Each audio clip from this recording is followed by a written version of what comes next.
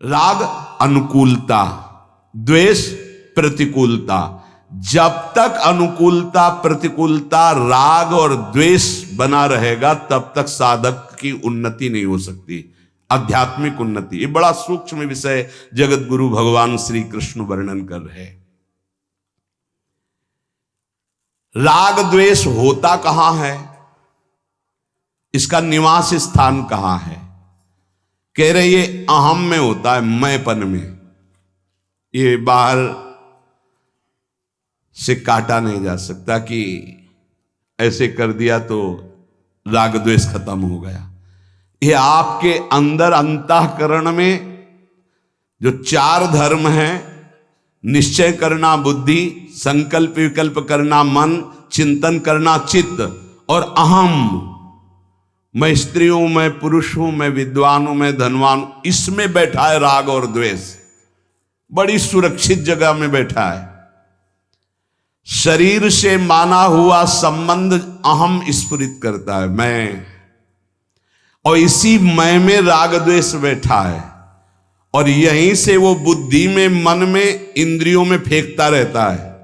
बड़ा सूक्ष्म विषय है, पवित्र बुद्धि वाला साधक समझ पाएगा। राग द्वेष कहां बैठा है? अहम में बैठा है। मुझे ये पसंद है, मुझे ये पसंद नहीं, मुझे ये अनुकूल है, मुझे ये, मैं, वो शरीर को लेकर बोल रहा है। इसीलिए वो विषय में राग और द्वेष, इंद्रियों में राग द्वेष, मन में राग द्वेष दिखाई देता है, होता है अहम में। प्रभु ने इशारे में वर्णन किया, यही राग द्वेष काम और क्रोध है। राग काम है और द्वेष क्रोध है। ये स्थूल रूप जब धारण करता है राग द्वेष, तो काम क्रोध के रूप में प्रकाशित हो जाता है। ये साधक का सर्वस्व अपहरण करने वाला है, राग और द्वेष, काम और क्रोध। तयोर न वश मागच्छेद, ऐ साधक इनके वशीभूत मत होना। ये परिपंथिनों, तुम्हारे अध्यात्म मार्ग के लुटेरे हैं, तुम्हारा सब कुछ खाली कर देंगे। काम और क्रोध, जिन्हें राग और द्वेष कहते हैं। बहुत जोर की बात है, बहुत जोर का राग होता है, पूरे जीवन की साधना की बाजी हार जाएगा, ऐसा राग होता है। राग ही द्वेष का रूप धारण करता है, द्वेष की कोई सत्ता नहीं। जैसे काम ही क्रोध का रूप धारण करता है, कामा संजायते क्रोधा। जब राग द्वेष की वृत्ति उत्पन्न हो तो साधक निराश ना होवे, अपितु बहुत सावधान हो जाए, उदास ना होए, निराश न। देखो ये जुआरी का सा खेल है, जय बार जुआरी हारता है तय बार उसकी जिद और बढ़ती है। शायद अब की जीत जाऊं, अब की जीत जाऊं। ऐसे ही साधना में होता है। ऐसा नहीं कि एक बार में ही जीत गया, कई बार साधक दांव हार जाता है, अच्छे अच्छे खिलाड़ी हार जाते हैं।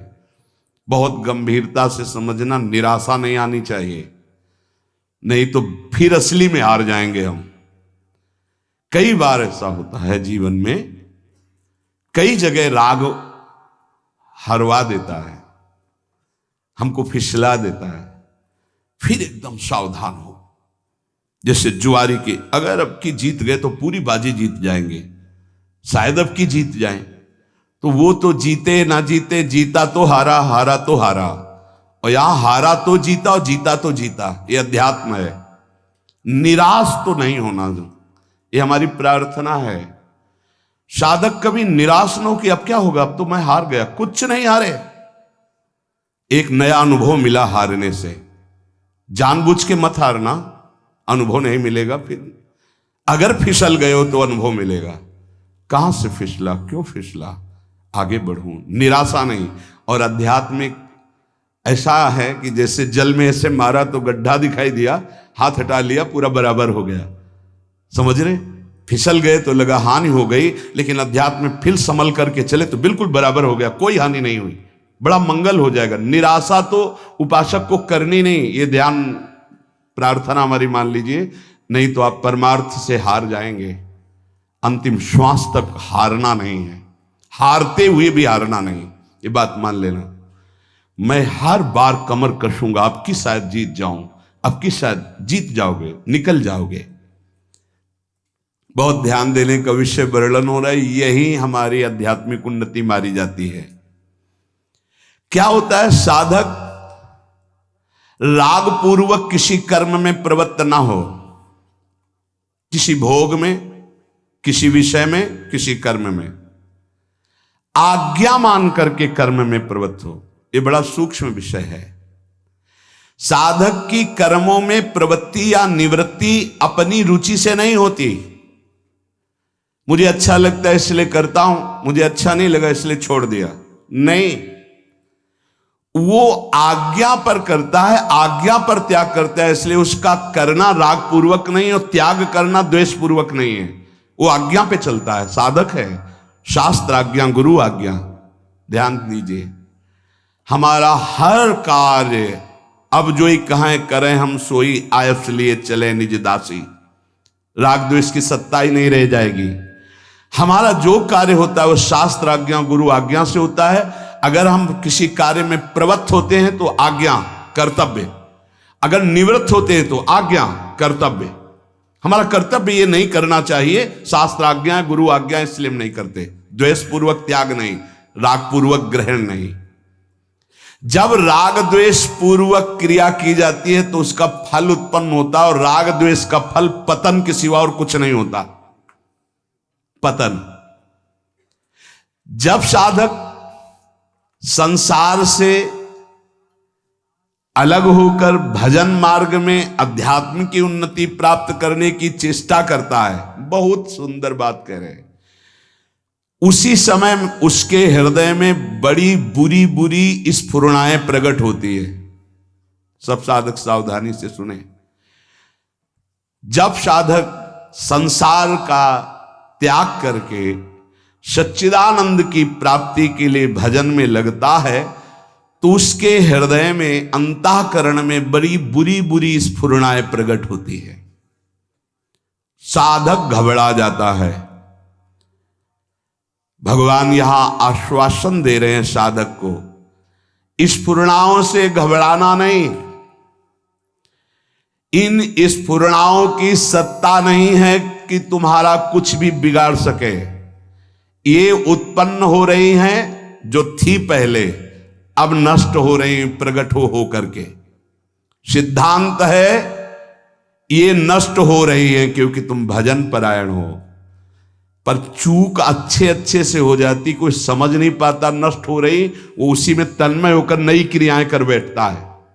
राग बन गया, संस्कार बन गया, यही चूक हो जाती। ध्यान देना, जब हम साधन भजन पे, तो हमारे अंदर गंदी गंदी स्फुरणाएं जो जन्म जन्मांतर की, अब हम उनको ये नहीं समझ पाते कि ये नष्ट हो रही। हमारे अंदर काम आ रहा है, हमारे अंदर क्रोध आ रहा है, हमारे अंदर भोग आ रहा है, भोग की बातें आ रही, पुरानी बातें आ रही, आ नहीं रही, वो नष्ट हो रही। अगर आप उनमें तन्मय होकर नवीन क्रिया कर बैठे तो संस्कार बन गया, मिटने की जगह बन गया, अब पतन अवश्यंभावी।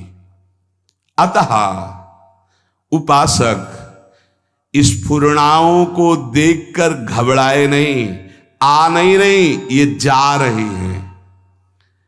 संसार का जब आप भोग करते थे तो स्फुरणाएं आ रही थी, तुम जान नहीं पाए, वो इकट्ठा हो रही थी।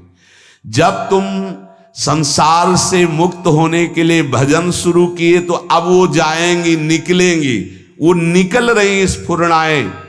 अब भजन के बल से स्फुरणाएं खाली हो रही हैं।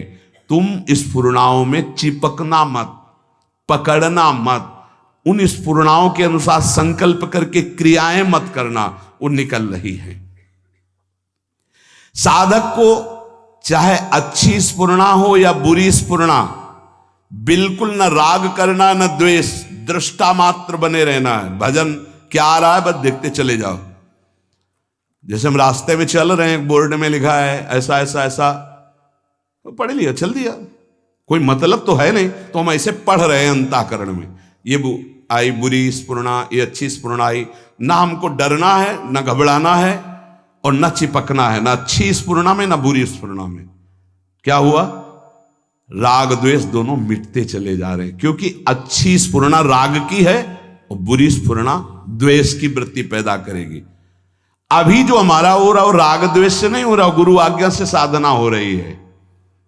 सावधानी पूर्वक यदि तटस्थ माने दृष्टा बन करके इन स्फुरणाओं की उपेक्षा कर दे तो राग द्वेष रहेगा ही नहीं। राग द्वेष के वशीभूत होकर संसार के सब प्राणी कर्म कर रहे हैं।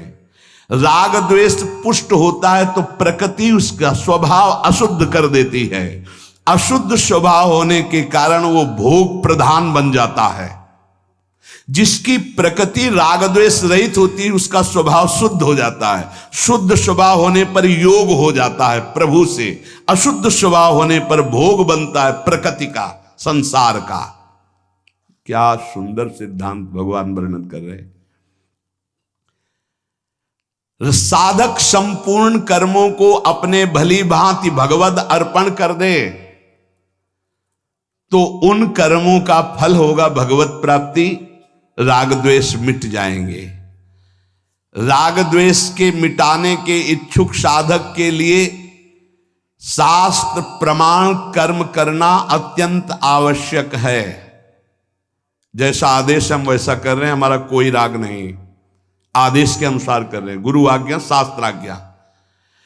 राग द्वेष से सर्वथा रहित जो महापुरुष हैं उनका अंतःकरण शुद्ध निर्मल होता है कि वो वेद पढ़े हो या ना पढ़े हो, उनके हर वचन वेद प्रमाणित शब्द निकलते हैं। शताम ही संदेह पदेषु वस्तिषु प्रमाणम अंतःकरण प्रवत्तयः।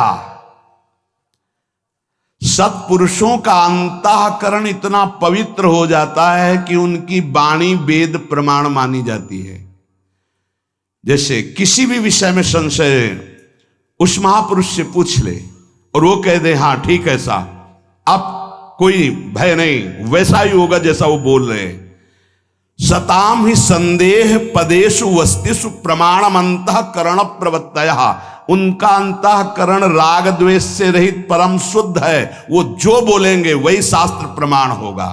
महापुरुषों का अंतःकरण इतना शुद्ध निर्मल होता है कि स्वतः वेदों का भावार्थ उनके हृदय में प्रकट हो जाता है। वो जो बोलते हैं आप वेद से प्रमाणित कर लीजिए, वो मिलेगा कहीं ना कहीं लिखा।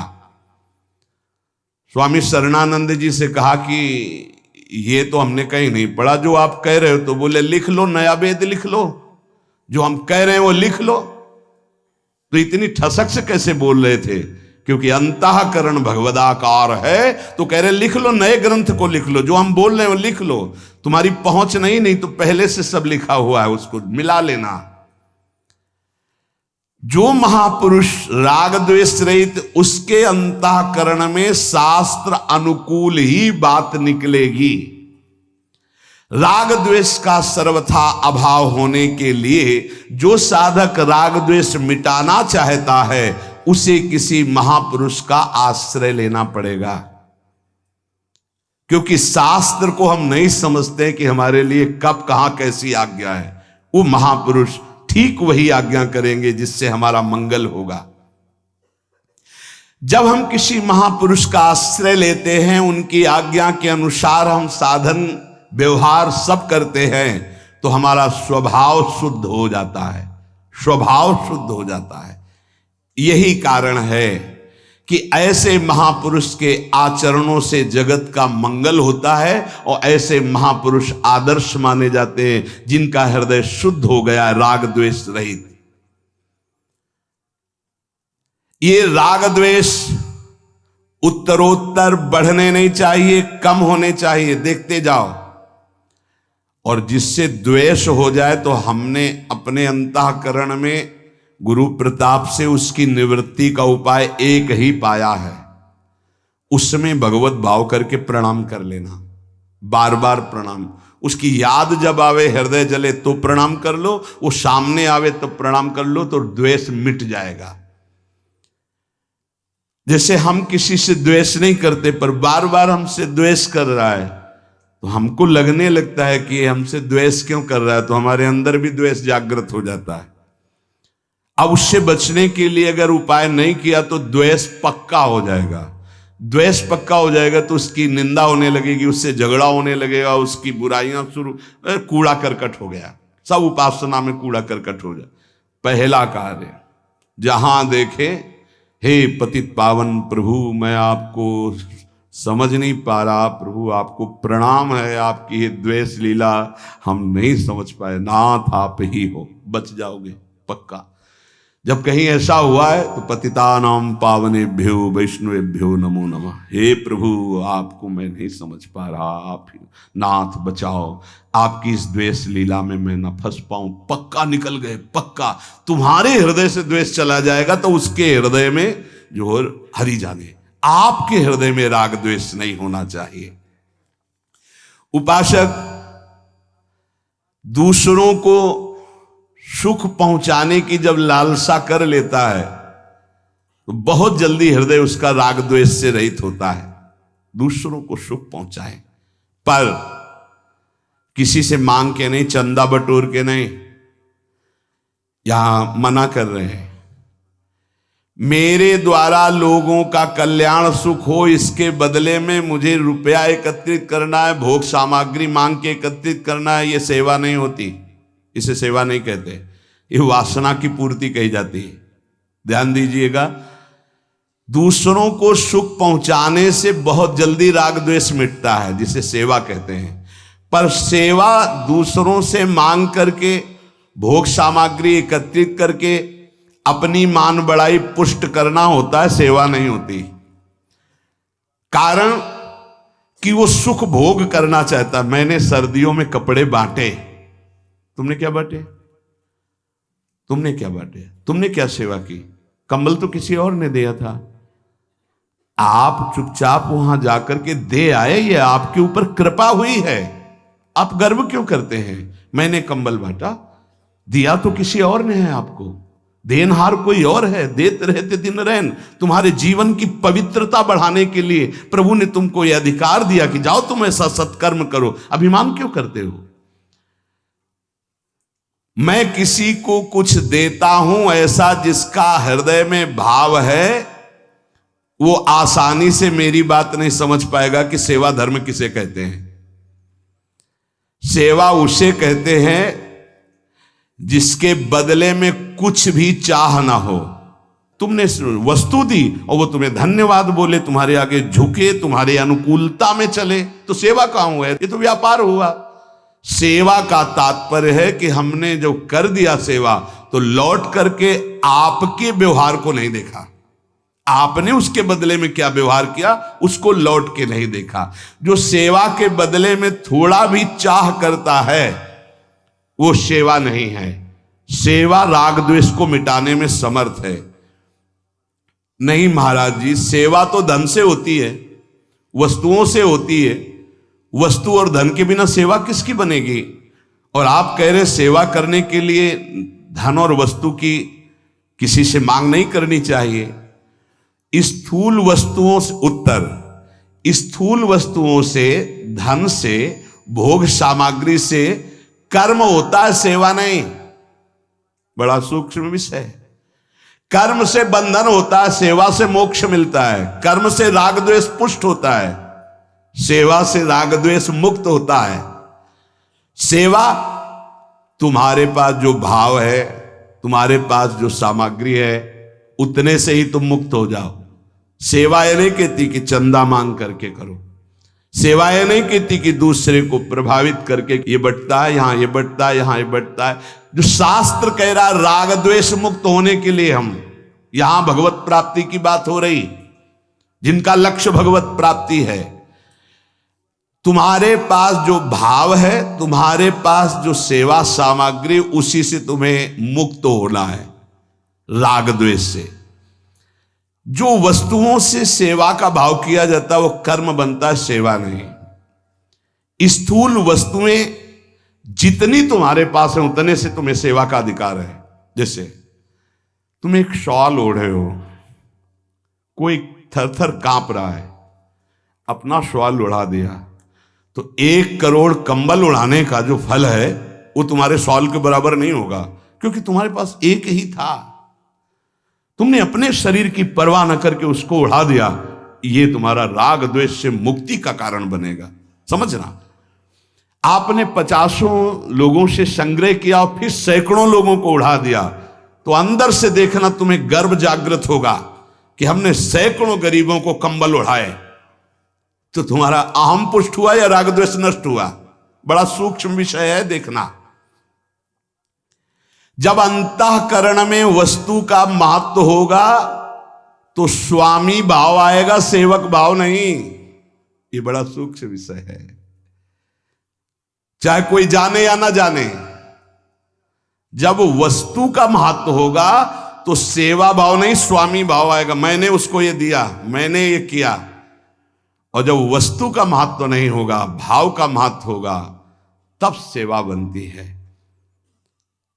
हम 4 रुपए सब्जी के लिए जा रहे थे, रास्ते में देखा कोई बहुत कष्ट से तड़प रहा है, उसे अस्पताल ले गए। वो 4 रुपए पूरे के पूरे लगा दिए, नमक रोटी खा लिया। बहुत बड़ी सेवा बन गई।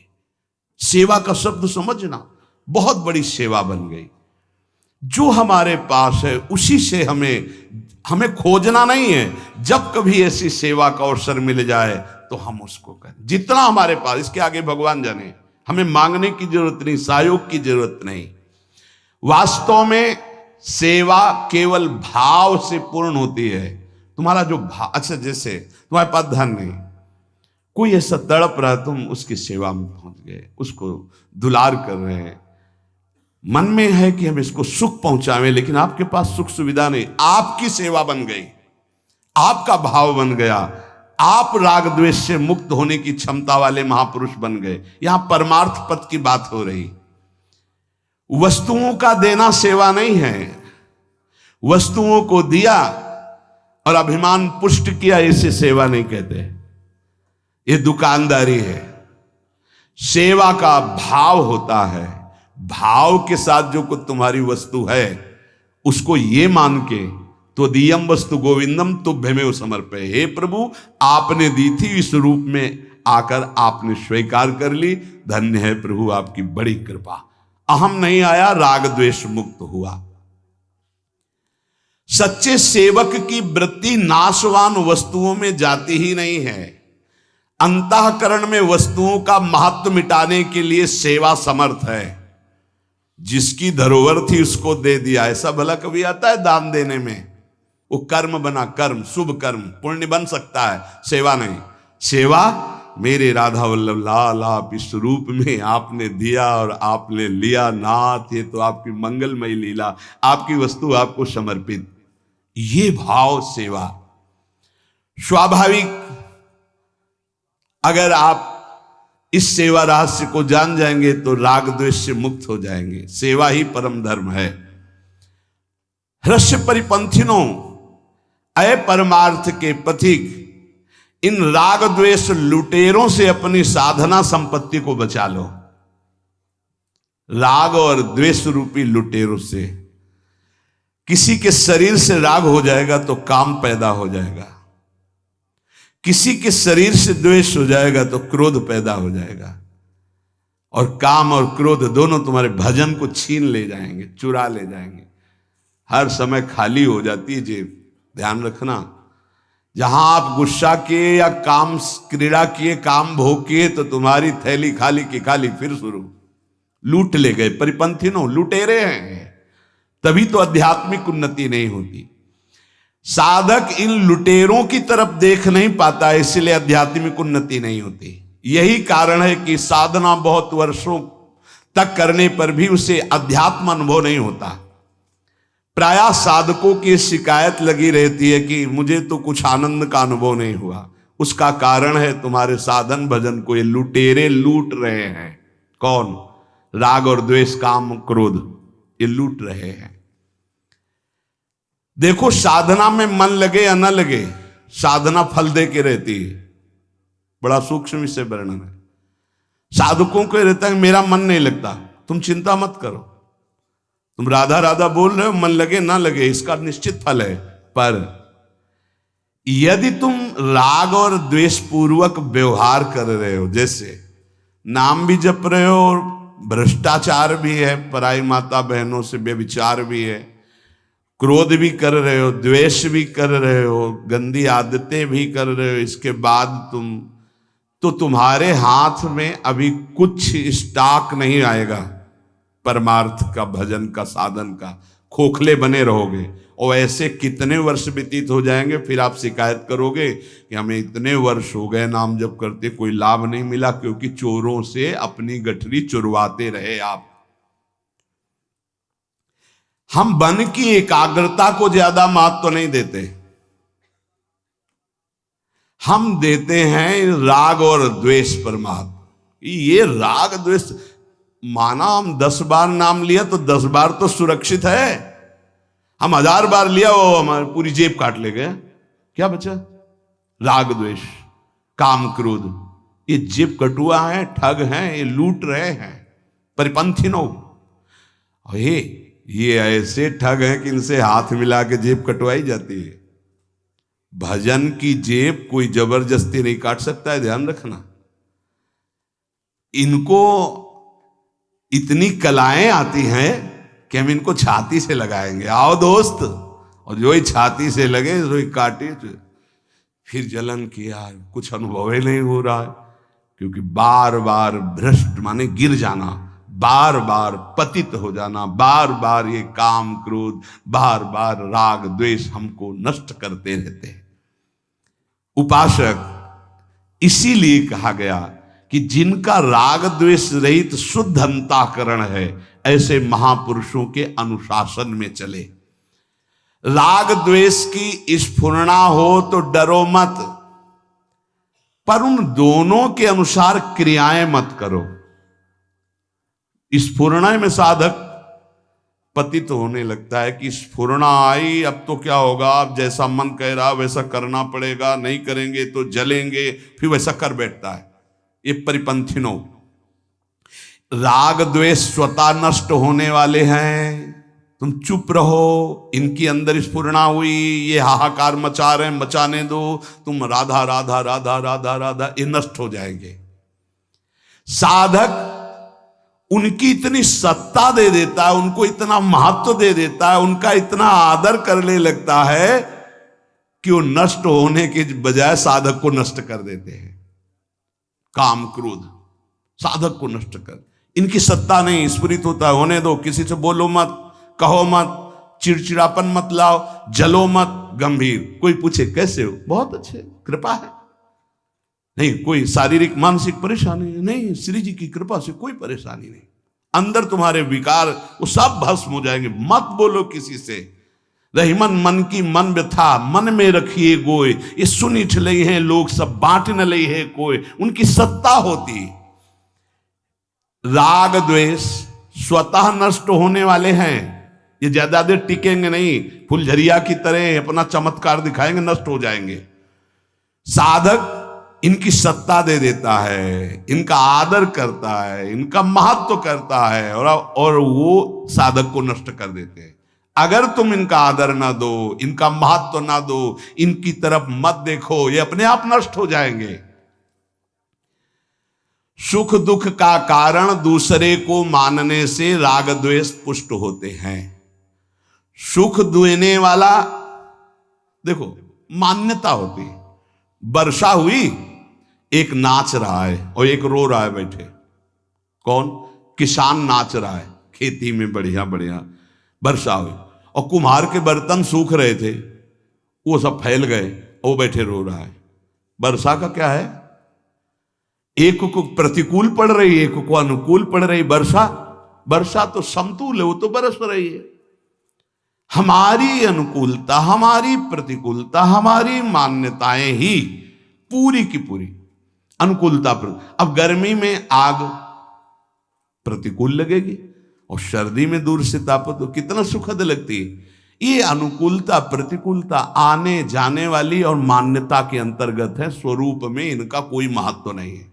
तुम स्वरूप हो, देह नहीं हो। थोड़ी देर के लिए काम क्रोध विकल कर रहे हैं, सह लो, सह लो, ये नष्ट हो जाएंगे। उनका महात्मा, अरे काम आ गया, अरे क्रोध आ गया, चुप शांत, वो नष्ट हो जाएंगे, अपने आप नष्ट हो जाएंगे। उनकी सत्ता ही नहीं, वो ज्यादा देर नहीं टिकेंगे। आप टिकाओगे तो टिक जाएंगे। आप आसन बिछा कर बैठा लोगे, सत्ता दोगे, सत्ता काम आया, उसी का चिंतन कर रहे हैं, उसी के अनुकूल आचरण करने लगे, उसी की तरह वार्ता व्यवहार करने लगे, भ्रष्ट कर देगा, नष्ट कर देगा। मन बुद्धि राग द्वेष आदि दोष पैदा हो जाए तो कोई दोष की बात नहीं। एक इस प्रसंग को समझ लो, क्रियाएं ना होने पावे, उनकी सत्ता नहीं, अंदर से मान लो नहीं, लूटते रहते हैं, बहुत दूर तक चलते हैं काम क्रोध राग द्वेष। राग द्वेष मन में उत्पन्न हो जाए, काम क्रोध मन में उत्पन्न हो जाए, कोई खतरे की बात नहीं है। उनके अनुसार कोई क्रिया ना होने पावे, क्रिया खतरे की बात है। अंदर ही छुपा लो, भस्म हो जाएगा। जो उपासक उनके वशीभूत होकर क्रिया रूपी दोष कर बैठता है, वो उनके वशीभूत हो जाता है और वो उपासक के अध्यात्म के उत्साह को नष्ट कर देते हैं। जैसे किसी की कड़वी बात, किसी का तिरस्कार, अपमान हमारे प्रति व्यवहार हुआ, अब हमारे अंदर क्रोध आ रहा है, अब हमको बताना भी नहीं, ना उससे ना किसी से। आपको वो गाली दे रहा था, कैसा, अरे भगवान की लीला है, उसकी बुद्धि, हंस के। अब सामने तो कुछ कह नहीं पाया, पीछे नाश मना रहा है, उसका नाश नहीं होगा, आपका अभी शुरू हो गया, क्योंकि आपका हृदय जल रहा है, हृदय गंदा हो रहा है, हृदय द्वेष से युक्त हो रहा है। बड़ा सावधान। उपासक कभी अपना बल न माने राग द्वेष हटाने का, गुरु कृपा, भगवत कृपा, और चुपचाप सह जाए और ये सोचे कि देखो हम कृपा से बच गए, उसने गाली दिया, हम सह के निकल गए, ये गुरु कृपा, अरे बड़ी कृपा भगवान की, उत्तर नहीं दिया और हृदय भी नहीं जला, और देखो हमारी निंदा की, बच गए, वशीभूत नहीं हुए।